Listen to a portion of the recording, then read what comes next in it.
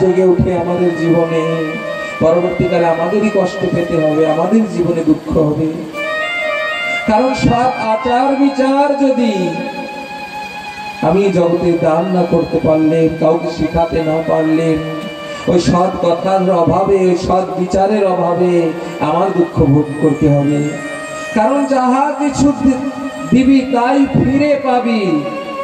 সৎ কথা দিলে সৎ ব্যবহার ফিরে পাওয়া যাবে। সিরাদে প্রেম সে বলো। তাই তো এই বিবেককে জাগানোর জন্য মঙ্গলময় ভাগবত কথা। সিরাদে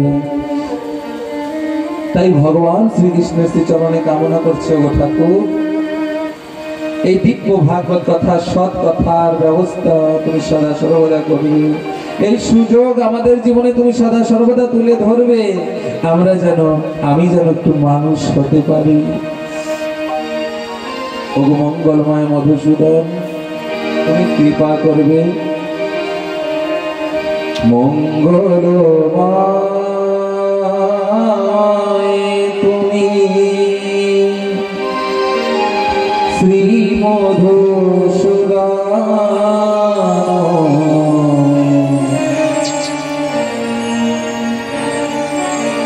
কবে তুমি আসবে মমৃদ বৃন্দাবনে আধার গগনে,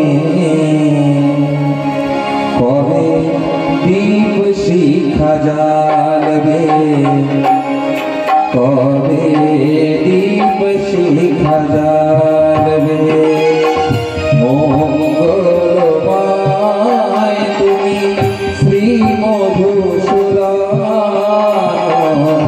কবে তুমি আসিবে মমৃদ বৃন্দাবনে আধার গগনে, কবে দীপ শিখা জ্বালবে, কবে দীপ শিখা জ্বালবে।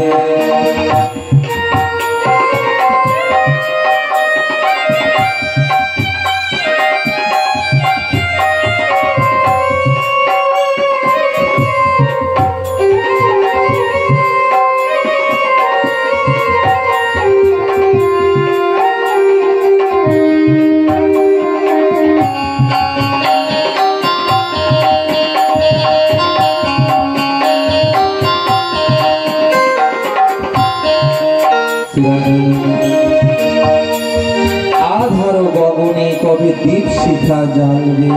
কবে আসবে ঠাকুর তুমি আমার জীবনে, কবে তুমি হৃদ বৃন্দাবনে আসবে, আর কবে সে আমার জীবনে দীপ শিখা জ্বালাবে। দীপ শিখার ভাবার্থ হচ্ছে আমার এই অজ্ঞানতম জীবনে, এই অজ্ঞানে ঘেরা অন্ধকার জীবনে ঠাকুর কবে তুমি দীপ শিখা জ্বালাবে। তোমার সেই দীপ শিখা আলোকে আমার জীবনটা ভালো হবে। শারদ কত সুন্দর করে লিখেছে, কবে দীপ শিখা জ্বালবে।